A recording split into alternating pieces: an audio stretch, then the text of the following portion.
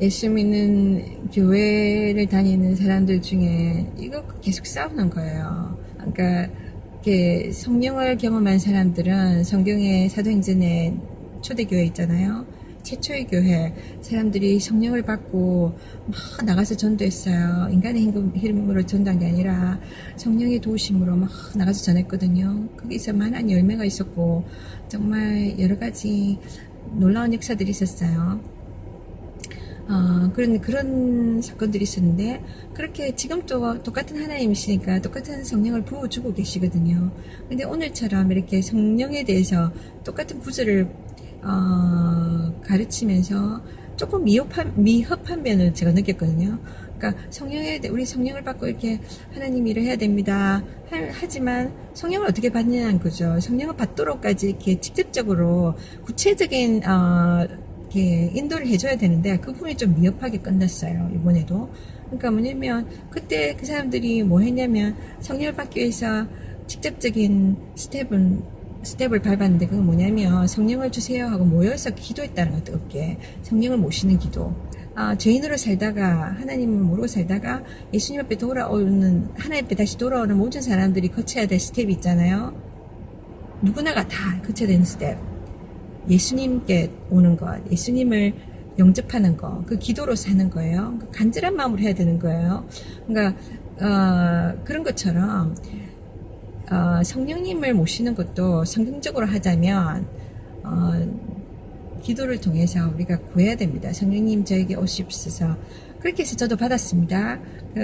그런데 그 부분에 대해서는 별로 강조를 안 하세요. 그냥 성령님을 받아야 된다고 끝나버리지 어떻게 구체적으로 성령을 받아야 되는지 그에 대해서 이야기를 안 하시는 거예요. 그게 좀 안타깝습니다. 어쨌든 간에 어떤 분이 저한테 그러더라고요. 제 이야기를 듣다 보면 막 이게 저도 부족하지만 막 전도에 대한 이렇게 막 뜨거운 마음 이야기하잖아요. 그러면 어떤 분이 저한테 그래요. 자매님은 어느 교회에서 이렇게 신앙이 이렇게 막 자랐습니까? 그런 물어봐요. 그럼 제가 엄청 특별하게 제가 신앙적으로 자랄 수 있는 그런 교회에서 이렇게 막 자란 교회는 없어요. 특별하게 이렇게 제가 뭐 훈련도 이렇게 예를 들면 성경 공부 많이 시키잖아요, 교회에서. 성경 공부도 많이 했었고 또 성경 훈련도 많이 받았고 이렇게 많이 했었어요. 근데 그 모든 것들은 조금 도움이 됐다 뿐이지 실제적으로 제가 신앙적으로 막 믿음이 자라고 이렇게 하나님께 뜨거운 마음을 가지게 된 거는 제가 알기로는 성령님이거든요. 성령님이 제게 내주하셨어요. 성령 체험을 통해서 또 제 삶의 많은 고난들을 통해서 제가 그렇게 배운 거예요. 그러니까 어떤 이론적인 게 아니라 물론 성경을 통해서도요. 성경 말씀을 통해서도 이런 것들이 합쳐서 제 믿음들이 서서히 자란 거예요. 한순간에 막 자란 게 아니라. 근데 많은 교회에서는 그렇게 생각하시는 것 같아요. 교회 어떤 프로그램, 어떤 훈련 프로그램. 그래서 엄청 그 프로그램에 신경들을 많이 쓰시잖아요. 근데 그런 지식적인 거는 조금만 지나면 다 잊어버려요. 그렇지 않아요? 그냥 방법론적이니까. 중요한 건 참 체험적인 신앙이 참 중요해요. 성령님께서 분명한 체험이 되십니다. 분명한 신앙의 어떤 큰 힘이 되세요. 그러니까 삶을 통해서 보여줘야 될 전도는 예수님을 삶을 통해서 보여줘야 돼. 그렇게 말하는 사람들은요 대부분의 전도를 잘 안 해요. 그러니까 전도 안 하고 이렇게 착하게 살려고 막 하는 거예요. 그러니까 자기 행위로 다른 사람에게 감동을 주려는 거예요. 그거는 망고 착각입니다. 근데 그런 사람들 입장에서 봤을 때 말로서 전도하는 거는 잘못됐다고 말했을 때 그 말은 말로서 전도하는 것이 쉽다는 의미 같이 들리지 않아요? 어떻게 보면. 근데 솔직히요 말로서 전도하는 게 쉬운 게 아닙니다. 왜냐면 내가 전도를 하잖아요. 세상 사람들은 대부분 복음에 관심이 없어요. 하나님에 관심이 없고 이 죽고 난 뒤의 삶에 대해서 관심이 없어요. 그런데 눈에 보이는 이 세상이 다기 때문에 물질적인 것이 가장 큰 것이기 때문에 예수님 이야기하면 별로 관심이 없어요. 듣기 싫어해요. 뭐냐. 그러니까 관심이 없는 부분이야. 그러니까 이런 이야기를 하면 이렇게 불쾌하고 사람 무시하고 뭐랄까, 화를 내기도 합니다. 대부분의 경우는 무시하죠. 무시하고 그냥 이렇게 못 본 척 해요. 그래서 사실 전도하다 보면 참, 이렇게, 뭐랄까, 자괴감 같은 게 많이 듭니다. 거절감 많이 경험해요. 나도 괜찮은 사람인데, 저 상대편이 나를 아무것도 아닌 존재처럼 취급하는 겁니다. 그리고 핍박을 받는 거죠. 그렇잖아요? 난 다른 거 믿고 있는데 왜 나한테 이렇게 막 강요해? 너는 다른 사람한테 이래라 저래라 하는구나 하고, 사람들은 막 이렇게 비난을 퍼부어요. 전도를 하면. 그러니까 대부분 사람들은 전도를 안 해요. 욕먹을 걸 아니까. 내가 수치를 당할 거 아니까. 그럼 말 안 하고 그냥 서로가 좋아하는 화제, 그런 이야기를 하면 친구가 될 수 있잖아요. 친구 되고 뭐 이것만 해도 편해요. 근데 딱 예수님에 대한 이야기를 딱 꺼냈다. 그죠? 그러면 사람이 돌변해요. 그러면 사람들이 탁 멸시하고 봐요. 그래. 그래서 예수 믿는 예수쟁이들 그런 거 있잖아요. 왜 네티즌들 그 댓글 보세요. 연못에 물고기들 막 다니잖아요. 거기다가 먹이를 던지면 다 뜯어먹으려고 막 와글와글 달려들잖아요. 그런 것처럼 어떤 사람이 기독교에 관계된 사람이 무슨 세상에서 지탄받을 일을 당했다 그러면 어디선가 개떼같이 몰려들어가서 네티즌들이 막 기독교 맞지? 이러면서 역시 기독교는 다 똑같아. 그래서 막 물고 뜯어요. 막 말로 막 얼마나 비난을 얼마나 해적입니까? 이렇게까지 잔인하고 이렇게까지 악랄하게 인간들이 막 온갖 악한 말 다 끄집어내서 막 던집니다. 그죠?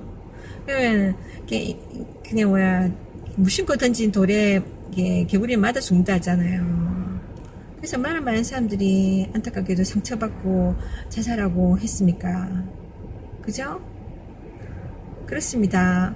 그래서 이 말 한마디 말하는 게 꼭 쉬운 게 아니에요. 그 예수님에 대해서 내가 믿는 걸 또 그 사람을 위해서 축복하기 위해서 전하는데 그 상대편인 그 내용을 모르기 때문에 그 내용이 얼마나 중요한 걸 모르기 때문에 오해를 해서 그 상대편을 이렇게 거절하고 비난하는 겁니다. 그런 내용, 그러니까 그런 오해를 누명을 쓰더라도 내가 전할 수 있는 그죠? 그런 사랑, 그런 믿음 없이는 할 수가 없는 거예요. 그러니까 입술로서 전하는 전도가 쉽다고 말할 수 없는 겁니다. 조용히 있으면, 그죠? 말하지 않으면 부딪힐 일이 없잖아요. 전도라는 것은 사실은 이 복음을 전한다는 것은 다 상대편과 부딪힐 것을 예상할 수밖에 없는 거예요. 그죠? 예수님도 복음을 전하다가 회개하라 천국이 가까웠느니라, 심판이 있다 회개하라 이렇게 했을 때 다 미워했어요. 하나님을 가르친다는, 성경을 가르친다는 바리새인들, 지금 말하자면 목회자들, 이런 사람들이 오히려 예수님을 막 정죄하고 판단하고 막 미워하고 핍박했잖아요. 예수님 제자들 핍박하고 결국은 막 못 박혀 죽이고 막 그랬잖아요. 그것이 하나님의 인간을 구원하시기 위한 계획이었지만 이렇게 눈이 어두운 행동을 하게 됩니다. 인간의 관점에서 하나님을 날아가다 보면, 그러니까 그래서 전도라는 건 믿음의 결과고, 그저 하나님을 사랑하는 사람이 당연히 행위로, 그 믿음을 행위로 보여주는 게 전도입니다. 그리고 이웃 사랑의 행위적인 결과고요. 증거고요. 그러니까 이웃을 사랑하라 하셨잖아요. 그 이웃을 사랑하라 한 것은 이웃과 다투지 마라, 이런 생각으로 생각해서 다툼을 피하기 위해서 내가 저 사람의 마음을 상하게 안 하려면 전도를 안 해야 돼. 그러니까 그렇게 하는 거잖아요. 그냥 서로 평화를 유지하고. 근데 나와 그 사람의 평화를 유지하지만 죄로 인해서 하나님과 관계가 끊어져 있는 그 사람은 앞으로 모든 사람이 가야 될 그 길, 죽음의 길, 그 죽음 이후에 심판의 길, 죄에 대한 형벌, 하나님 앞에서의 심판, 그 길을 가르쳐 주지 않음으로 인해서 이 사람이 그 지식을 알게 되면 자기가 스스로 결정해서 그 예수님을 통해서 하나님과 관계를 맺을 수 있고 회복할 수 있고 심판을 피할 수 있고 천국으로 갈 수 있는 기회가 주어질 수 있는데, 그 기회를 주지 않음으로 인해서 하나님과 그 사람과의 관계 회복을 가로막는다는 거죠. 그죠? 그리고 자기 자신도 하나님의 말씀을 순종하지 않고 자기 뜻대로 살면서 종교생활을 하게 되는 겁니다. 그 종교생활을 해서 망한 사람들이 누구냐면 바리새인들이거든요.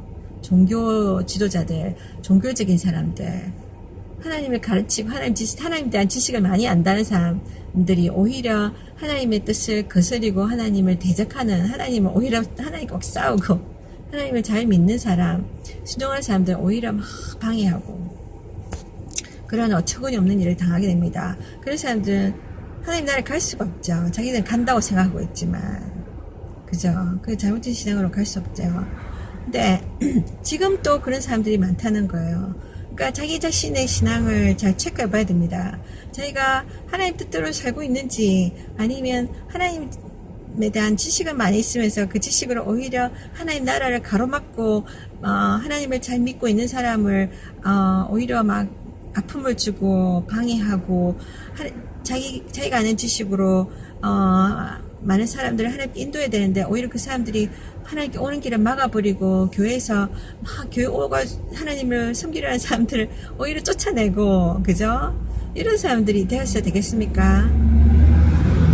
잘 보십시오. 교회 안에 가짜와 진짜가 있다고 합니다. 내가 바리새인파인지, 내가 정말 진실한 하나님의 제자파인지 그걸 잘 점검하시기 바랍니다. 제가 지금으로부터 한 몇 년 전이에요. 제가 캘리포니아에 내려온 지 한 초기 때, 정착을 시작하는 때에 많이 이렇게, 뭐라고 하지, 세틀다운 되지 않을 때, 제가 어려움 많이 겪고 있었어요. 다 이야기할 수 없지만, 그런 중에도 제가 계속 전도를 하고 있었습니다. 꾸준히. 왜냐하면 그것이 제 자신의 어떤 능력이 아니라, 제가 믿음이 막 좋아서도 아니고, 제 안에 성령님께서 이렇게 저를 계속 이끌어주고 계시니까요. 이래서 성령이 너무 중요합니다. 예수를 믿는 자들은 다 성령을 체험해야 돼요. 개인적인 이 체험을 가져야 됩니다. 그게 있어야 내가 세상에서 풍파를 받고 많은 어려움이 와도 내가 엉뚱한 길을 안 가요. 갔다가도 돌아옵니다. 그죠? 그분이 함께 동행하고 계시기 때문에 내 영 속에. 그래서 제가 그때 전도는 제 습관이 되었어요. 그래서 하는데 어느 날 제가 일을 마치고 정말 저녁 때 집에 빨리 가야 돼. 해가 니엇니엇해요. 좀 깜깜해졌어요. 제가 ATM 머신 그 현금 출납기 그 있었는데 그게 빨리 돈을 찾아서 가야 돼요. 그 집에 빨리 가서 저녁을 먹으려고 막 피곤하고 지치고 막 그런 상태였어요. 근데 항상 이렇게 성령님이 저를 인도하시거든요. 나는 지치고 피곤하고 인간적인 그거 있잖아요. 내 개인의 필요 생각하고 있는데 성령님은 항상 하늘나라를 먼저 생각하게 하시니까 하나의 뜻대로 우리가 살도록 인도하시는 분이시니까 저의 관심을 계속 이렇게 리마인드 해주세요. 그래서 저 사람한테 좀 이야기해 줄래? 저 사람 저기 좀 봐라. 이렇게 하셔요. 그러면 제가 그분의 인도하심대로 움직이면 되는 겁니다. 그래서 제가 그 ATM 머신에서 빨리 돈을 끄집어내고 갔는데 제 뒤에 한 남자분이 서 있었어요.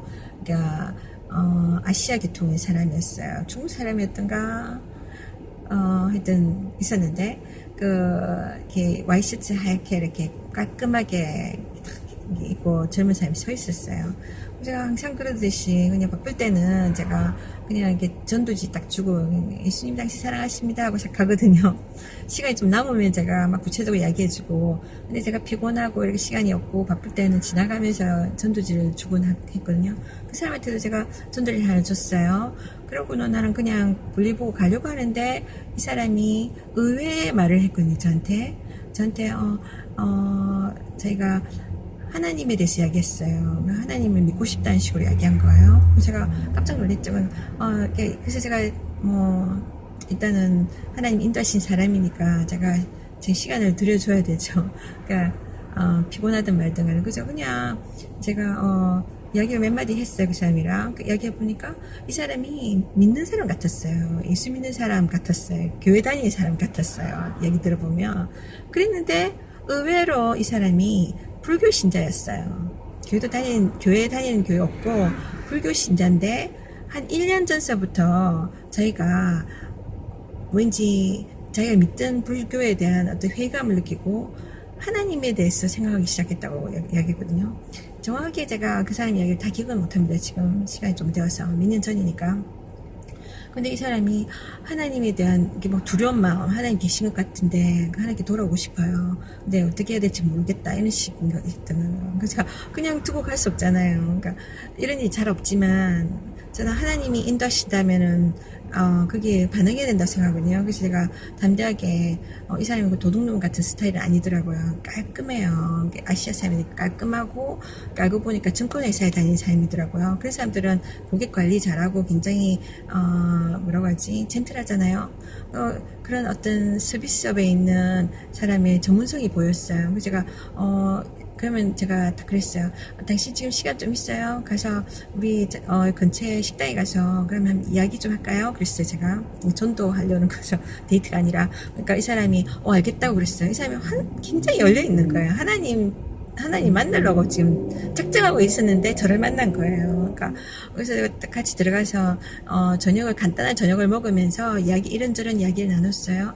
그러고 보니까 이 사람이 독실한 불교 신자였는데 이건 정말 이런 경우가 잘 없지만 하나님이 특별한 경우에 이렇게 인도하시는 사람들이 있어요. 그러니까 한 1년 전서부터 이 사람은 완전히 그 전에는 누가 친구 중에 예수 믿는 사람이 있었던 것 같아요. 근데 막 전도하면은 콧방귀도 안 끼고 뭐 듣기 싫어 하지마, 나한테 그런 이야기 하지 마 이런 사람이었는데 어느 순간부터 그 마음이 확 열려버린 거예요.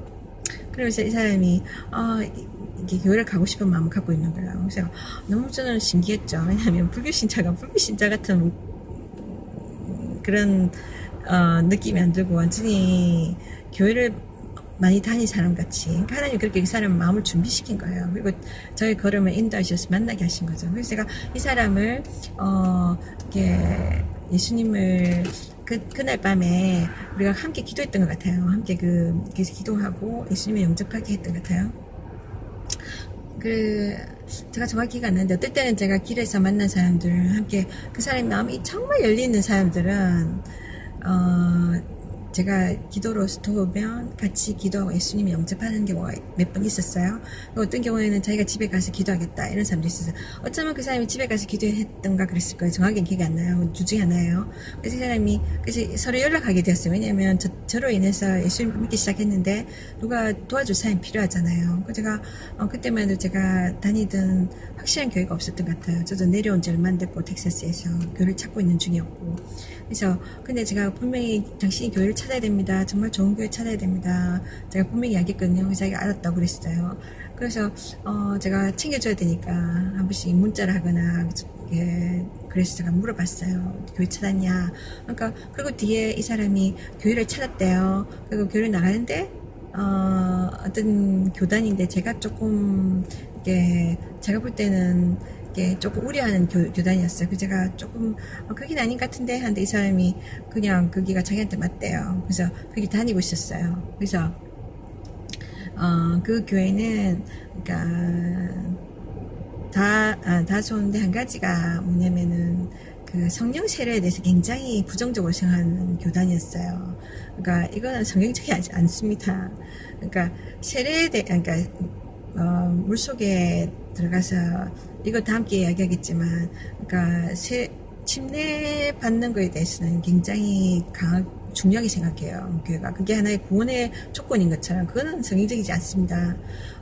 근데 그래서 모든 사람이 물속에 들어가요. 이렇게 물을 이렇게 탁탁 튀기는 게 아니라 그는 가톨릭에서 하는 거잖아요. 막 이게 요약해가지고 형식적으로 하는 거. 성경을 보면은 뭐 우리나라 말로는 세례라고 돼 있지만 영어로 하면 베프티즘이거든요. 베프타이즈, 그러니까 이멀스하는 거예요. 물속에 잠수하는 거야. 물속에 들어가는 거. 물만 찍어 바르는 게 아니라 그거는 가톨릭의 성당에서 하는 겁니다. 천주교에서 하는 거. 그거는 성경적이 아닌 거예요. 그러니까 인간의 편에서 뭐 편리하게 만들어 놓은 거. 지금 보면 기독교 교회 중에도 그런 교회들이 있어요. 교회가 막 덩치가 크거나 숫자가 너무 많고 그러면 꼭 그거를 담임 목사가 일일이 세례식을 해줄 필요가 없잖아요. 그 목사들이 많은데 그 시키면 되잖아요. 근데 그거 시간적인 거 막 시간이 너무 많이 든다. 또 많은 사람을 세례시키려면 시간이 많이 드니까 약식화해서 빨리빨리 이렇게 형식적으로 물 찍어주고 이렇게 탁탁탁. 한 사람 한 사람 물에 들어가면 그만큼 시간이 걸리잖아요.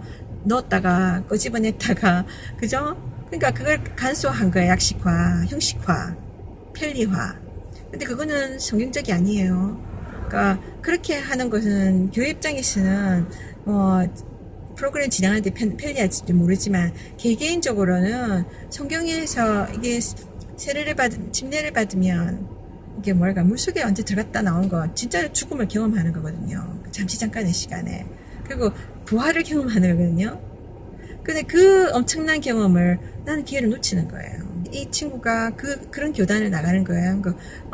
침례는 제가 그 사람들이 하는 걸 인정해요. 그렇지만 거기서는 성령 세례에 대해서는 막 부정하는 거예요. 제가 20여 년 제가 이 전도하면서 제가 알게 된 겁니다. 많은 사람들을 만났었고 길에서 그 사람들이 이야기를 들었었고 그래서 제가 이 사람들 신앙이 이런 식이구나 알게 되었기 때문에. 근데 뭐냐면 중요한 두 가지가 있어요. 예수를 믿고 하나님 따라가면서 우리가 정말 우리 신앙 고백으로서 우리가 하나님께 드리는 게 뭐냐면 이 물세례가 물속에 들어가서 장사되고 부활하는 거 이 경험과 그 다음에 성령 세례 두 가지 세례가 중요해요. 근데 대부분의 교회에서는 이 물세례는 가르쳐 주지만 성령 세례는 잘 안 가르쳐 줘요.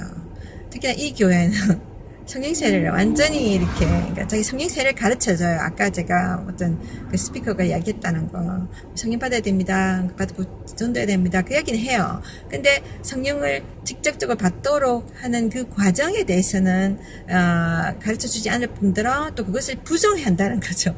이렇게 그 과정을 지나간 사람이 성령을 받고 그 증거들을 막 갖고 있잖아요. 그러니까 사도행전에 나온 것처럼 2장에 나오는 것처럼 초대교회에서 사람들이 경험했던 것처럼 막 서로 이렇게 하나님 사랑을 경험하고 서로 나누고 서로의 것을 막 욕심 부리지 않고 자발적으로 나누고 그 다음에 서로 섬기고 나가서 전도하고 또 방언을 말하고 이런 놀라운 역사들이 한꺼번에 이루어진 거예요. 성령이 오자마자 왔다는 증거로 이런 증거들이 막 사람들에게 변화가 일어나기 시작한 거예요. 대부분은 내적인 부분들 그 마음이 변화가 막 일어난 거잖아요. 그러면서 사고관이 바뀌는 거잖아요. 그런데 이런 것들을 이런 변화가 어떻게 왔냐면 성령을 모시기를 결정하고 기도했을 때 성령이 임했을 때 이런 일들이 일어난 거예요. 그러니까 다 기도를 해야 되는데 이 부분에서는 기도해야 된다는 것을 강조하지 않아요. 그러니까 왔다면은 왔다는 증거가 일어나야지 성경적인 거 아닙니까? 성경이 이렇게 하나님이 우리에게 샘플로 보여주신 거잖아요. 우리가 성경을 기준으로 해서 가야 되는 거예요. 내가 믿을 때 성경의 지식에 그것이 토대로 그것이 기반으로 믿어야 되는 거예요. 근데 인간적인 기준이 어느 순간부터는 먼저 앞서는 거예요. 인간적인 어떤 의견들, 교리들. 그러니까 우리 교회는 이런 식으로 믿어. 우리 교회의 원칙은 이런 식이야. 그런 식으로. 그러니까 사람의 기준이 하나님의 기준을 탁탁 제한하는 거예요. 그러니까 정말 여러분이 예수님을 따라가기 원하고 하나님을 만나기 원한다면, 그죠? 하나님 말씀대로 가야 되는 거예요. 하나님의 기준이 당신의 기준이 돼야 되지. 어느 교단의 교리, 인간이 탁탁탁탁 제한한 그런 뭔가 재단한 그걸 따라가서는 안 되는 겁니다. 성경 말씀 있잖아요. 여러분에게 준 그 기준 그걸 따라가야 되는 거예요. 성경에서 이렇게 이야기하는데 이 교단에서 이 교회에서는 이렇게 이야기한다. 그러니까 나는 그 교단을 따라가야 된다. 이 말은 중요한 건 하나님이 나 너 모른다면 어떻게 할까요? 너 사람의 기준을 따라갔잖니? 그럼 어떻게 할래요? 누가 성경을 다르게 가르치면 돌아서야 됩니다. 당신 아닌데요. 성경 말씀대로 해야 되잖아요. 이렇게 해야 되는 거예요. 내가 그 기준을, 나의 기준이 우선순위가 하나의 말씀이 아니라 어떤 목사님의 의견, 어떤 교단의 의견, 그죠? 간다면 당신은 누구를 따라가는 겁니까? 그걸 잘 체크해 보십시오. 그렇잖아요. 목사님도 실수할 수 있습니다. 당신이 실수할 수 있듯이 인간의 기준은 완벽하지 않습니다. 때로는 하나님의 말씀은 완벽하십니다. 그래서 그 친구 들어가면 불교 신자였던 사람이 이 교회를 다니기 시작한 거예요. 그래서 이 교회를 다녀서 자기는 막 좋대요. 막 자기는 막 교회가 마음에 들고 신앙생활이 너무 좋다. 막 그러더라고요. 그래서 이 친구가 조금 우려가 됐어요. 왜냐면 신앙생활 처음 한 건 좋은데 이것이 종교적으로 흐르기 전에 그러니까 성령님을 경험해야 되거든요. 성령님을 경험해야 거듭난다고 하셨고 주님이 그러니까 성령님이 임하면 그 사람은 내가 환경으로 인해서 어려움이 오면 왔다 갔다 하지 않고 신앙이 성령님의 도우심으로 굳건히 있을 수 있는 거예요. 그리고 하나님의 말씀대로 살 수가 있는 거예요. 그러니까 제가 그 이야기 해줬어요. 성령을 체험해야 된다. 근데 그 교회는 조금 그거에 대해서 굉장히 뭐랄까 크게 반대하는 교회다. 그래서 내가 좀 신경 쓰인다니까 다른 교회 찾아봐라 그랬는데 지금 괜찮아 우리 교회는 젊은 목사님이고 굉장히 열려있대요. 알고 보니까 그러니까 이 교회는 캠퍼스 그러니까 대학생을 주로 이렇게 대상으로 하는 젊은이층을 대상으로 하는 교회였어요. 그러니까 그 목사님도 젊은 사람이고 그래서 대부분이 대학생들이에요. 그래서 제가 어느 날 저보고 한번 오라는 거예요, 교회로. 근데 그때만 해도 제가 교회를 찾고 있는 상태고 아직 정착 안 됐었어요. 그래서 제가 그럼 한번 가볼까 생각했어요. 근데 제가 이 종류의 교회는 제가 좀 이렇게 너무 성경적인 부분이 아니니까 이렇게 예를 들면 이 성령에 대해서 반대하는 거는 엄청난 겁니다. 다른 것도 아니고. 그래서 그런 교회 제가 왜 가겠습니까? 가고 싶지 않았어요. 그래서 제가 안 가고 싶었지만 이 사람이 자꾸만 우리 교회는 우리 목사님이 젊으시고 우리 목사님 달라. 우리 목사님 굉장히 열려 계셔. 그러니까 한번 이야기해봐라 그런 거예요. 그래서 제가 그 전에 내가 그래서 이 친구에게 성령을 제가 설명해 줬어요. 왜냐면 어떤 교회는 성령에 대해서 이야기만 하고 지나가지 성령을 받도록 이렇게 구체적으로 도와주지 않아요. 그래서 성령 체험을 많이 하지 못하고 그냥 성령 받았거니 하고 살아가거든요. 그래서 제가 이 친구한테 이렇게 설명해 줬어요. 한번. 그 친구가 이렇게 주님을 사모하는 마음이 있어요. 그래서 제가 같이 기도하자. 그러니까 성령을 달라고 기도하자. 그래서 같이 기도를 했어요. 그래서 같이 막 뜨겁게 기도하다가 이 친구가 성령이 임한 거예요. 마음이 많이 열려있으니까 더 빨리 성령을 경험하더라고요. 그래서 이 친구가 왔다는 증거로 이렇게 막 자기가 그런 거예요. 막 자기 심령이 막 너무나 이렇게 부드러운 거예요. 자기 심령이 그러니까 강팍하지 않고 막 이렇게 뭐랄까 감동이 빨리 오는 거예요. 그래서 이렇게 같이 기도하는 가운데 이 친구가 성령의 감동에 따라서 방언을 하기 시작했어요. 저처럼. 그래서 방언을 막 하는 거예요. 그러면서 제가 딱 봐도 알아요. 얼굴을 보면 압니다. 얼굴에 긴장감이 팍 풀리면서 은혜 받은 얼굴 표시가 딱 나요. 그래서 이 친구가 눈물이 울먹울먹하고 그러니까 하나님과 지금 개인적으로 막 이렇게 교제를 하고 있는 거예요. 그러면서 뜨거워졌어요. 근데 이렇게 받은 건 좋은데 그죠? 근데 문제는 이 친구가 다닌 교회가 이 성령 세례, 방언 이런 것을 굉장히 부정하는 교회라고 했잖아요. 가면은 거기서 반박하고 잘못됐다고 막 그 친구한테 막 이렇게 할 것 같아서 낙심시킬 것 같아서 좀 신경이 쓰였어요. 근데 그 뒤로 한 번은 또 이 친구랑 사이가 제가 처음 믿음 안에서 좀 좋은 사이였었는데 제가 조금 멘토 역할을 한 거예요. 그러다가 어느 날 그때 추수감사절인가 친구 2명이랑 저녁 초대를 저를 했어요. 그래서 LA에 맛있는 거 사주러 데려간 거예요. 그래서 그 친구 2명 같은 교회에 있는 청년들 칼리지 스튜던트인데 대학생들이랑 그 뭐야 한 사람은 한국계 미국인이고 한 사람은 또 이렇게 어디 중국계 사람인가 그랬을 거예요. 그러니까 이 친구는 어디 사람이었더라. 아시아 계통은 제가 정확히 어딘지는 기억이 안 납니다. 필리핀 사람인지 베트남 사람인지 모르겠고 어쨌든 간에 이렇게 그날 굉장히 춥기도 했었고 그냥 우리가 이렇게 저녁을 먹으면서 이야기하다가 공통적인 이야기가 뭐였냐면 이 친구들이 신앙생활 오래 했는데 뜨거움이 없다는 거예요. 그러니까 미지근한 신앙. 그러니까 하나님이 계신지 안 계신지 정확히 모르겠다는 거예요. 이런 상태에서 전도가 됩니까? 전도 안 되죠. 나도 막 긴가민가 하는데 한 명은 예전에 성령을 받고 방언을 주로 했대요. 근데 지금 안 한대요. 그러니까 지금 다니는 교회에서 그것을 강조하는 교회가 아니잖아요. 오히려 그거를 이렇게 부정하는 교회니까 당연히 자기는 계속 해야 된다는 걸 못 느꼈겠죠. 그러니까 아예 안 한 거예요. 제가 이야기했었을 거예요. 그거 아직도 당신 할 수 있을 거다. 이제 그걸 다시 네가 써야 된다. 저도 한동안 방언을 안 한 적이 있었어요. 그런 이야기는 다음에 다른 기회에 이야기하겠습니다. 그러다가 어떤 계기가 되어서 다시 하기 시작했을 때 다시 나왔거든요.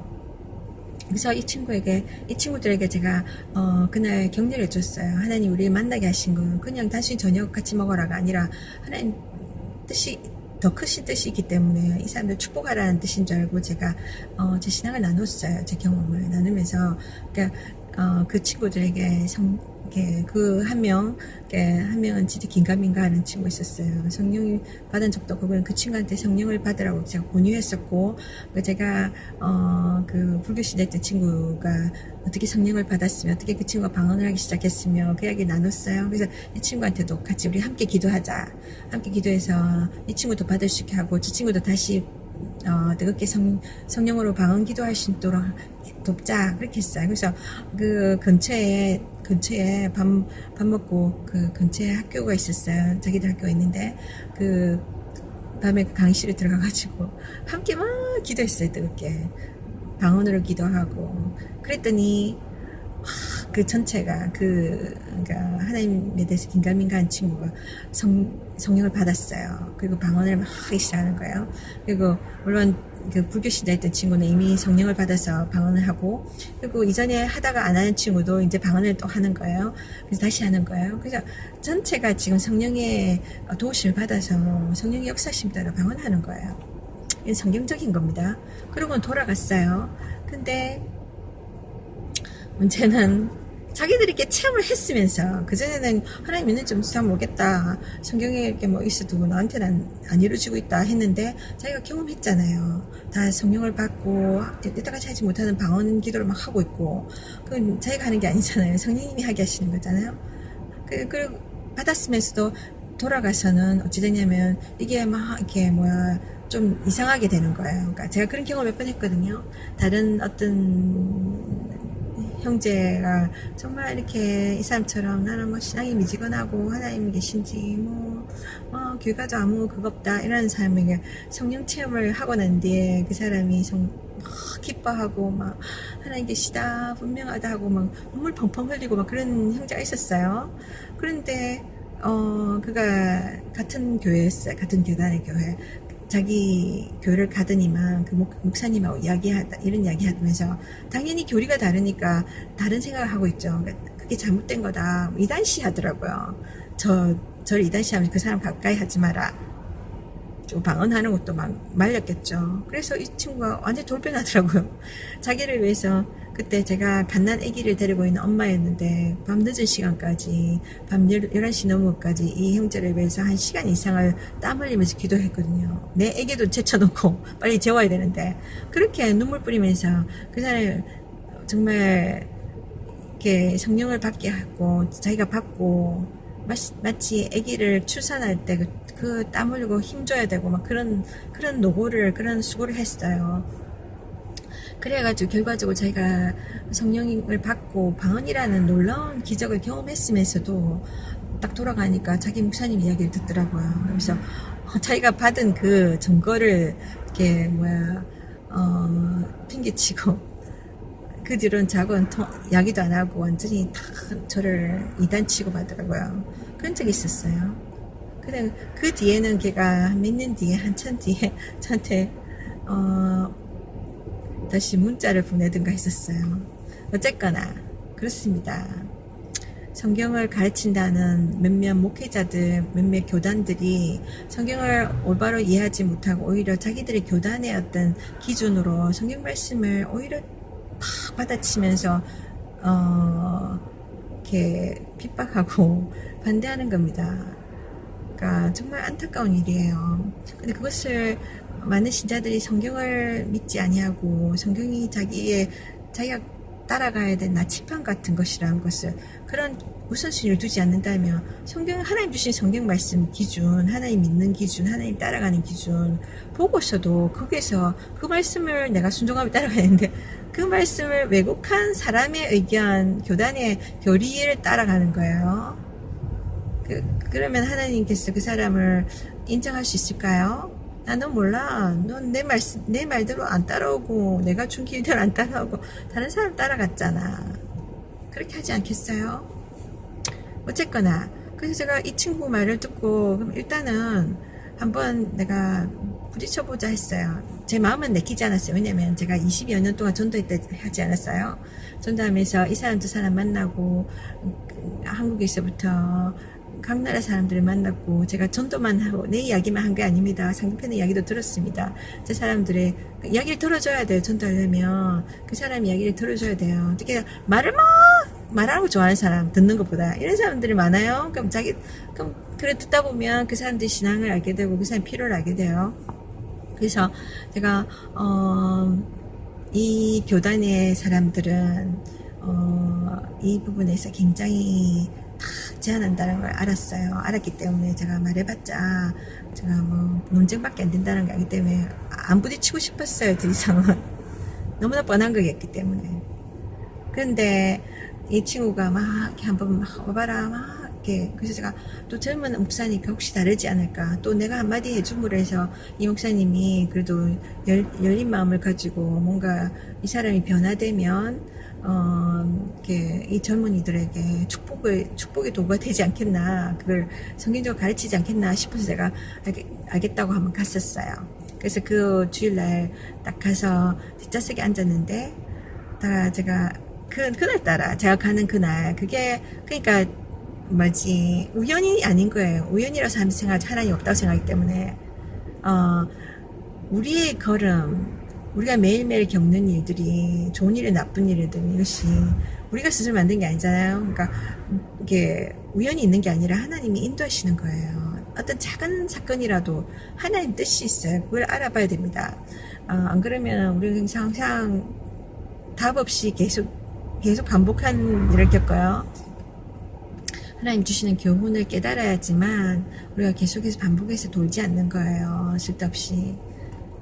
그래서 제가 딱 갔을 때 딱 그날 하필 그 사도행전 2장 오늘 메시지와 같은 거예요. 제가 받은 오늘 이곳에 사신 그 메시지를 딱 이야기하신 거예요. 사도행전의 2장 그 초대교회 처음 성령님이 임했던, 그래서 많은 사람들이 성령 체험하고 막 나가서 전도하고 막 이런 놀라운 그 기적을 행했던 일들을 딱 이야기하는 거예요. 제가 와우, 그러니까 이거는 실수가 아니다. 그래서 그거는 너무나 말하자면 지름길, 내가 어떤 길을 찾는데 어디로 가야 될지 몰라. 근데 딱 지름길을 가르치는 같은 거예요. 그러니까 많은 사람들이 하나님 살아계신 걸 못 믿는 것 이유 중에 하나는 뭐냐면 하나님을 경험하지 못했어요. 뭐 여러 사람들은 한 번쯤은 교회를 가잖아요. 어릴 때라든지. 근데 가서도 연결이 안 되는 이유는 뭐냐면 갔는데도 경험이 안 되지는 거예요. 뭐 어떤 사람들은 뭐 6개월, 1년, 몇 년 다니다가 안 다니는 사람도 있잖아요. 실컷 가봤는데 하나님 안 계신 것 같더라, 이렇게 되는 거예요. 근데 왜냐면 이 성령 세례가 너무 중요한 거예요. 이 개인적인 체험. 하나님 영을 통해서 개인적인 체험이 너무 중요한 거예요. 그 체험이 저에게 이루어졌었기 때문에 저는 분명하게 이야기하는 거예요. 이걸 받아야 되는데, 많은 사람들을, 그러니까 안타깝게는 교회에서 많은 목회자들이 이것을 가르치지 않아요. 그러니까 대부분의 목회자들은, 그러니까 자기들도 이걸 경험하지 못한 교육자한테서 배웠거나 그런 교단에서 배웠기 때문에 그대로 자기가 배운 것만 가르치는 겁니다. 이 사도행전 2장에 나와 있는 초대교회 이야기는 다른 거 아니에요. 성령을 체험하라는 거예요. 그리고 성령을 어떻게 체험하는 할 수 있는지 그거를 정말 지름길을 가르쳐 주듯이 딱 보여주는 거예요. 방법을 가르쳐 주시는 거예요. 얼마나 구체적인지. 근데 그거를 읽게만 시키고 어떻게 되냐면은 제가 너무나 실망했어요. 그 목회자가, 그 교회 목회자가 그 구절 어쩜 이렇게 요리조리 피해갈 수 있을까? 그 정말 그게 가르쳐주고자, 하나님이 우리에게 가르쳐주고자 하는, 이렇게 하면 성령 받을 수 있는 거야, 이렇게 하면 돼, 이렇게 해줘 하고 이렇게 이야기해 주는데 그거를 요리조리 해가지고 피해가는 거예요. 그럼 제가 어쩜 이럴 수 있지? 완전히 이거는 마치 날강도 같은 거예요. 그러니까 이렇게 거짓말을 할 수 있을까? 이렇게 해석을 할 수 있을까? 이건 거의 날강도 수준인 거예요. 그때 제가 너무 충격받았습니다. 너무나 상심했고 너무나 실망했고 분노까지 일었습니다. 제가 뒤쪽에 앉았었는데 그 성경 구절이 그런 내용이 아니었어요. 근데 너무나 이상하게 해석을 하시는 거예요. 그분이 하면서 쉽게 이야기하자면요, 이런 느낌이 들었습니다. 그러니까 어떤 집에서, 의리의리한 집에서 잔치를 해요. 그래서 초대를 받았어요. 그래서 그 집에 너무나 의리한 집, 화려한 집, 모든 데코레이션도 잘 돼 있고, 그러니까 커다란 테이블에 이게 맛있는 음식을 쫙 좋은 그릇에 쫙 깔아놨어요. 이제 상다리가 부러질 정도로 이렇게 막 촛대도 놓고 있잖아요. 이게 온갖 다양한 음식을 이렇게 테이블에다가 이렇게 다 준비한 거예요. 그리고 그 문이 열려 있어요. 앞에 그 길 가는 사람들이 그냥 지나칠 수 없을 정도로 맛있는 냄새도 나고, 딱 보면 이렇게 딱 문이 열려 있으니까, 그러니까 누구라도 이 테이블 저기 파티하는구나, 가서 먹어야지, 그죠? 그래서 가려고 일단은 열린 대로 그냥 와서 여기 앉으세요 하면 되는 거예요. 그럼 그 사람이 먹으면 되는 거예요. 그런데 누구나 가장 가까이, 그러니까 문 앞에까지 이게 지나가는데 저기 가면 맛있는 거 먹을 수 있어. 그렇잖아요. 그러는데 그 앞에 있는 사람이 그냥 와서 여기 와서 요 자리 이리 오시면 돼요. 이 문으로 이래가지고 여기 앉으시면 돼요. 이러면 되는데, 그 앞에 문 앞에 가서 거의 들어가려고 하는데 냄새 맡고, 그 앞에서 여기 말고요, 저쪽으로 가세요. 그렇게 하는 거예요. 그래서 나는 가서 먹으려고 했는데 다 된 음식을 놓쳐버리는 거예요. 그냥 스쳐 지나가는 거예요. 왜 이렇게 상다리 부러질 것 같은 그런 큰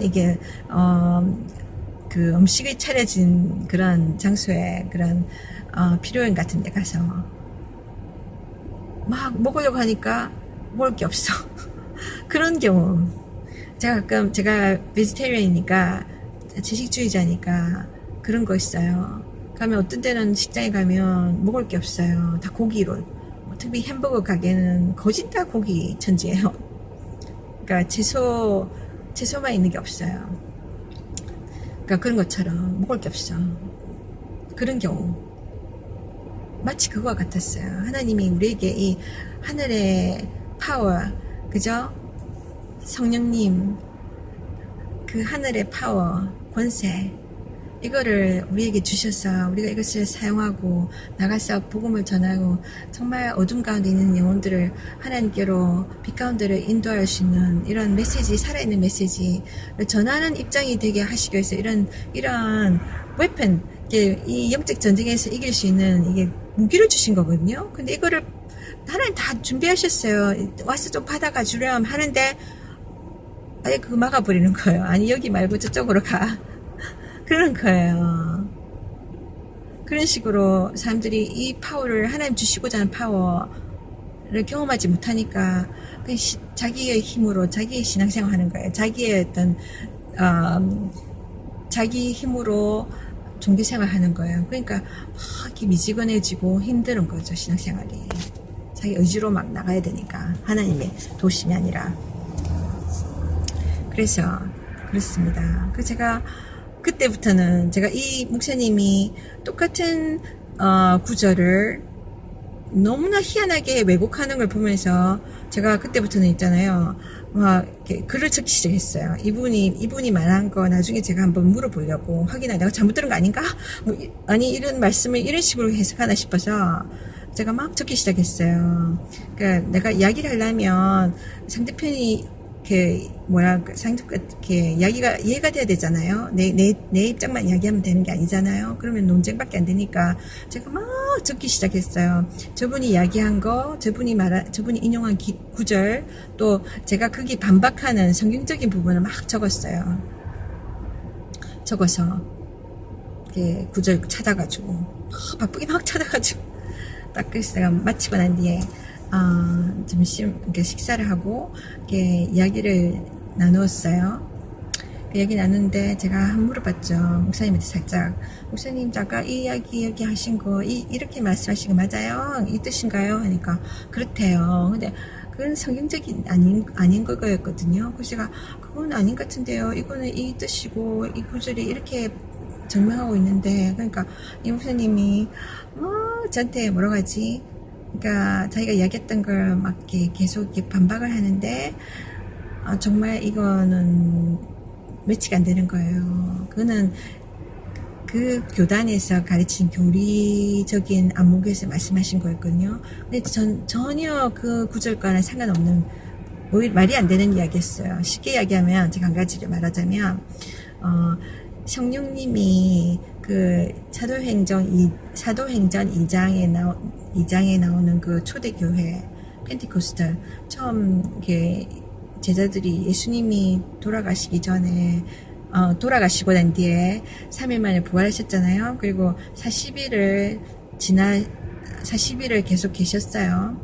다니면서 전도하고 치유하고 예수님 제자들을 막 양육하셨어요. 그러면서 승천할 때 예수님이 마지막 예언을 뭐라고 했냐면 내가 아버지께 가는 게 하나님 아버지께 돌아가는 게 너희들한테 더 낫다. 왜냐면 제자들이 막 실망했으니까 다시금 두 번째로 스승을 잃어버리는 거잖아요. 그러니까 막 자기들이 막 예수님이 떠나는 걸 슬퍼하고 싫어했어요. 가지 마세요 할 때 예수님이 아니 내가 떠나는 게 너희들한테 더 유익이야. 너한테 더 좋아. 내가 가면 보혜사 성령을 보내줄 거야. 바톤 장거리 릴레이 경주할 때 팀끼리는 바톤을 주고받잖아요. 너 차례야 그 다음 이렇게 하면서 연결되잖아요. 그처럼 내가 이 세상에 온 건 죽으러 왔으니까 모든 인류의 죄를 대신하기 위해서 십자가를 졌잖아. 그래서 죽었어. 나는 이 임무를 완성했으니까 난 돌아가야 돼. 가면 너한테 보혜사를 보내줄 거야. 이번 타자 성령님이 오실 거야. 오면은 너희들이 권능을 받고 하나님의 능력을 받고 이 세상 끝까지 정인이 되고 그 다음에 뭐 여러가지 기사와 표적을 행할 거야. 병든 자도 고치고 기도로서 그리고 귀신도 쫓아내고 뭐 여러 가지를 할 거야. 내가 한 것보다 더한 일도 할 수 있어. 그래서 능력을 주신다는 거예요. 그러니까 성령님이 오시길 기다려라 그랬어요. 그게 유언이었어요. 유언 가장 중요한 말이잖아요. 그러니까 내가 가면 맨날이 못 되어서 네가 성령을 받을 것이다. 이게 성경 사도행전에 나옵니다. 그래서 그 이야기를 믿었던 사람들은 기다리고 있었어요. 마가다락방에서 기다리면서 뭐 했겠어요? 거기서 무슨 카드 게임을 했겠어요? 당구를 쳤겠어요? 거기서 기도를 했단 말이에요. 기도하면서 기다렸어요. 기도하면서 기다렸을 때 성령님이 그 모든 사람이 임했다는 거예요. 모든 사람. 몇몇 사람이 아니라 모든 사람. 모든 사람이 받았다는 증거로 여러 가지 기사와 표적이 있을 거라고 했잖아요. 예수님이 거짓말을 하실 수 없잖아요.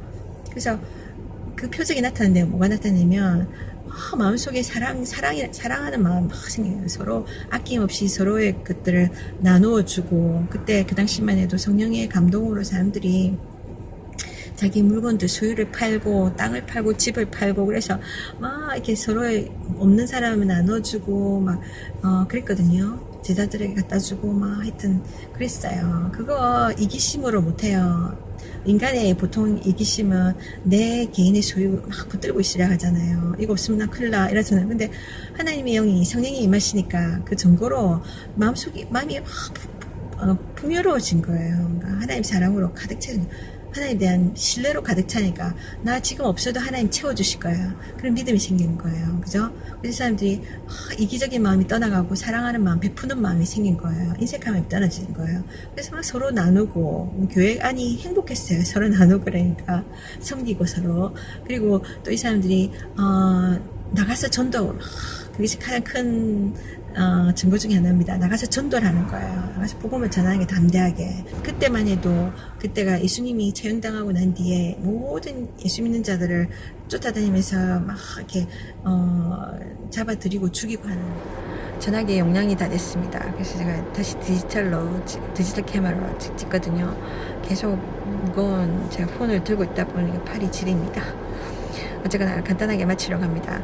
그래서 그 성령님이, 보혜사 성령님이 오시면 하늘의 권세를 받는다고 했는데, 그 권세란 게 그냥 우리가 이렇게 막 막연하게 생각하는 그게 아니라 분명한 증거로 나타난다고 했거든요.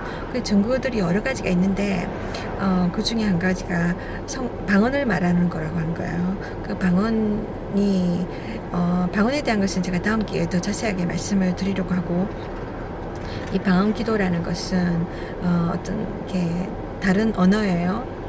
천국 언어라고 하는데, 이거 내가 사실 언어라는 것은 내가 어떤 언어든 남에서부터 그냥 말할 수 있는 사람 아무도 없습니다. 언어는 배워야 돼요. 근데 이 천국 언어는 성령님이 오자마자 증거로 막 바로 터져 나오는 겁니다. 그러니까 기적이죠. 근데 이것이 그 초대교회 때는 사람들이 다 경험했다는 거예요. 100%. 똑같은 하나님 주시는 이 권세고 능력이잖아요. 그러면 지금도 똑같이 이루어져야 됩니다. 근데 이걸로 문제 삼는 그런 교회가 있다는 거예요. 근데 그 교회가 그런 교회였어요. 그러니까 그분이 그날 설교하시던 그 구절이, 그 성경 구절이 얼마나 중요하고 핵심, 일종의 성경에서 핵심을 가르치는 거거든요. 너가 성령 받고 나의 증인이 되라. 그죠? 지금 그거잖아요. 예수 믿는 사람이 이 세상에 살아가는 주 목적은 세상 사람과 똑같이 그냥 잘 먹고 잘 살고 성공하고 이 잠깐 이 세상 육신의 삶을 막 잘 사는 그게 아닙니다. 우리는 여기는요 잠시 지나가는 곳이고 나그네 삶이고, 우리는 더 영원한 세계, 천국과 지옥이 있다는 거, 그거를 알고 그걸 모르는 사람들에게 알려줘서 정말 그 날을 준비하고 가시도록, 하나님과 관계를 회복하시도록 도와주는 역할이 돼야 되는데, 이 증인된 역할을 해야 되는데 그걸 못하는 사람이 많다는 거예요. 왜냐면 자기들이 이건 인간의 힘으로 하시는 게 아니거든요. 인간의 지혜로도 하시는 게 아니고, 근데 이것을 하나님께서 우리에게 성령을 통해서 하나님의 권세, 하나님의 능력으로 우리에게 그것을 할 수 있도록 이 무기를 주신다고 했거든요. 근데 이거를 많은 교회에서 이렇게 잘못 왜곡시키고 안 가르쳐 주는 거예요. 그래서 많은 믿는 사람들이 이런 하나님의 능력을 경험하지 못하고 살아갑니다. 그러니까 미징한 신앙생활로, 막 형식적인 신앙생활로, 그러니까 자신도 힘들고 하나님이 자신들을 통해서 하시고자 하는 일도 진행이 되지 않습니다. 근데 이 구절은 그야말로 말하기 좋은 구절이잖아요. 자, 여러분 우리 능력이 필요합니다. 하나님 능력이 필요한데 하나님 이렇게 주신답니다. 우리도 똑같이 해봅시다. 성경에 그 믿는 자들이 초대교회에서 그 경험했던 놀라운 경험들, 기적들, 우리도 똑같이 하면은 똑같은 하나님이시니까 똑같이 주실 겁니다. 이렇게 하면은 다 똑같은 능력을 받고 또 하나님 살아계신 증거들을 우리가 나타낼 수 있고, 많은 사람들이 하나님을 우리를 통해서 만날 텐데, 안타깝게도 전혀 엉뚱한 해석을 하시는 거예요. 그러면서 그 구절을 샥 지나가 버렸어요. 그러면서 뭐라고 하냐면, 성령은 예수 믿는 그분의 또 그쪽 교단 또 대부분 보수 쪽에 있는 교단도 있습니다. 굉장히 조용한 것이 거룩한 것이라고 생각하는, 그러니까 뭐 찬양할 때도 손 들고 찬양하지 않고 앉아서 조용하게 뭐 이렇게 있는 그런 많은 보수 쪽 그런 데서 비슷한 어떤 그런 입장을 갖고 있는데요. 어떤 식으로 해석을 하냐면 이렇게 해석합니다. 예수님을 믿는 그 순간에 성령은 이미 받았다. 예수님을 내가 초대하잖아요. 예수님, 이제부터 저는 죄인입니다. 이제부터 예수님만을 믿고 따르기를 결정합니다. 예수님이 나를 위해서 죽어주신 것을 믿습니다. 당신이 나의 구원자임을 믿습니다. 그렇게 고백함을 통해서 우리가 하나님 앞에 죄 용서함을 받고 하나님께 다시 돌아갈 수 있는, 하나님과 화해할 수 있는 길이 열린다고 했잖아요. 이 과정, 누구나 하나님을 떠나 있는 사람들은 죄 가운데 살고 있고 심판을 피할 수가 없어요. 근데 예수님을 통해서 하나님이 유일하신 통로이신, 하나님으로부터 온 유일한 중보자 대신 예수님을 통해서 누구든지 죄 용서함을 받고 천국 갈 수 있다. 그렇게 말씀하셨거든요. 또 하나님과 관계를 맺을 수 있다. 근데 그 예수님을 첫째로는 누구나 만나야 돼요. 그는 첫 번째 우리가 반드시 해야 될 단계입니다. 예수님께로 돌아오는 길, 하나님께 돌아오는 길은 예수님을 통해서 돌아올 수 있으니까. 근데 그 단계를 지나서 두 번째 단계는 성령님을 모셔드려야 되는 거예요. 그러면 그 사람은 증인의 삶을 살 수 있어요. 그게 남을 위해서뿐 아니라 내 자신을 위해서도. 나의 신앙이 이 세상에 사는 동안에 얼마나 많이 흔들립니까? 그죠? 믿음이 있다가 없다가 막 그러잖아요. 우리에게 너무 많은 방해가 있어요. 이 세상에 악한 마귀가 있기 때문에 이 마귀는 항상 우리의 믿음을 뺏어가려고 해요. 이 믿음을 지킬 수 있는 것이 하나님의 그 능력, 성령님이 우리를 도와주시거든요. 성령님이 우리에게 자꾸만 리마인드 해주세요. 어떤 길을 가야 되는지, 하나님 말씀이 뭐라고 하는지. 그래서 뭐 잘못 가려 하다가 다시 돌아올 수 있도록 이렇게 나침반 역할 처럼 해주시는 거예요. 근데 이 초대교회에서 또 그렇게 했듯이 이미 그 사람들이 예수님을 믿었잖아요. 오랫동안. 예를 들어서 예수님의 제자들이 3년 동안 예수님과 동행했어요. 그죠? 예수님이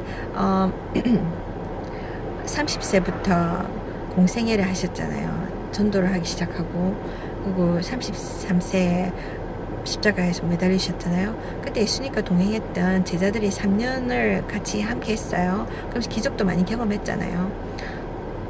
근데 이 사람들이 다 성령을 받았느냐면, 그 목사님의 또 그 교단에서 말하는 그 교리식으로 하자면, 예수님을 처음 만나고 처음 따라갔던 그 순간 예수님이 시몬아 나를 따르거나, 어부였으니까 대부분의 제자들이 어부였잖아요. 고기 잡는 데 쓰던 그물을 던져버리고 그 사람들이 따라갔잖아요, 예수님을. 그 순간 예수님을 믿는 그 첫날, first day, 가장 첫날 바로 성령을 받았어야 되는 겁니다. 예수님 영접한 그 순간에. 그 말이잖아요, 그분이 이야기하는 거는. 네가 예수를 믿는 그 순간에 성령이 이미 너에게 임했다. 너는 성령을 받은 것이다. 그렇게 이야기했거든요. 그러면서 그게 뭐 어디더라, 마가복음인가 어디 있대요. 근데 그러니까 이 긴 이야기는 다음에 하고, 그분이 말씀한 그 구절은 그 뜻이 아니었어요. 제가 솔직히 이야기하자면 그 다음 기회에 이야기하기로 하고. 그러니까 그러면서 그분은 성령을 따로 구하는 것이 아니라는 식으로 이야기한 거예요. 너 벌써 받았어. 근데 그러면 받았던 증거가 있냐고. 없단 말이죠. 대부분 사람들은 그냥 목사님들이 받았다 하니까 나 받은 걸로 알고 있지. 근데 전혀 증거는 없어. 증거 없으니까 전도도 안 해. 그러니까 성령이 임하면 막 이렇게 당연히 전도하게 돼 있어요. 성령 임하면 성령님이 이렇게 정인이 되게 해준다고 그랬잖아요, 우리로. 그러니까 당연히 성령 임하면은 전도하러 오고 싶어요. 저도 그랬었고. 근데 그 사람이 뜨뜻미지근해요. 나 뭐 성경 말씀도 막 100% 맞는지도 모르겠고, 정말 천국과 지옥이네. 나는 천국 정말 가는지도 모르겠고, 막 예수님을 정말 뜨겁게 사랑한 것 같지도 않고, 막 긴가민가한 사람이 어떻게 나가서 전도하겠어요. 그러니까 그 사람은 그 안에 성령이 없다는 거예요. 근데 성령이 있다고만 주입만 받은 거예요. 그래서 제가 그걸 반박했죠. 그게 아닙니다. 보세요. 제가 솔직히 그 목사님 입장에서는 제가 맹랑하게 보이겠죠. 내가 목사인데 니는 일개 그냥 성도 아니냐. 성도이면서 목사한테 가르치려고 하냐. 난 신학교도 했는데 이렇게 생각할 거 아니에요. 어쨌든 간에 중요한 거는 이 목사님이 성경을 그대로 가르치지 않는다는 거예요.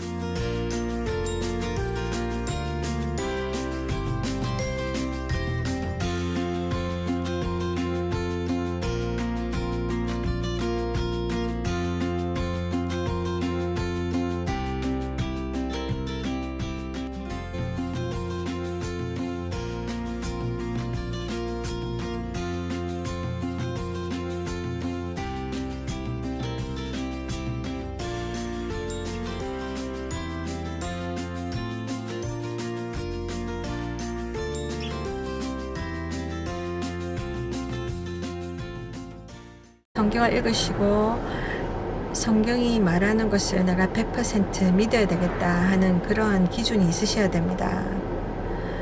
목사님도 또 나의 부모도 아무리 그들이 오랜 동안 신앙생활을 했고 많은 성경적인 지식이 있다 할지라도 나의 신앙을 그 사람들의 말에 따라서 이리저리 휘둘리는 것이 아니라 그 사람들도 다 인간이잖아요. 실수할 수 있습니다. 오류가 있을 수 있습니다. 하나님 말씀대로 내가 살아야 되겠다. 그러니까 내가 아무리 존경하고 아무리 유명하고 그런 모든 사람들에게 알려진 사람이랄지라도 그 사람이 성경에서 벗어난 해석을 하고 이렇게 다르게 가르친다면 내가 그것을 따라가서는 안 되는 겁니다. 왜냐하면 성경만이 진리고 이 성경만이 나로 하여금 예수님을 따라갈 수 있도록 돕는 안내서이기 때문에 내가 이 안내서를 잊지 않고 이 안내서대로 따라가지 않으면 어떻게 예수님을 올바로 따라갈 수 있겠어요? 잘못된 예수님을 따라갈 수 있잖아요. 그러면 하나님이 몰라라 할 수 있는 거예요.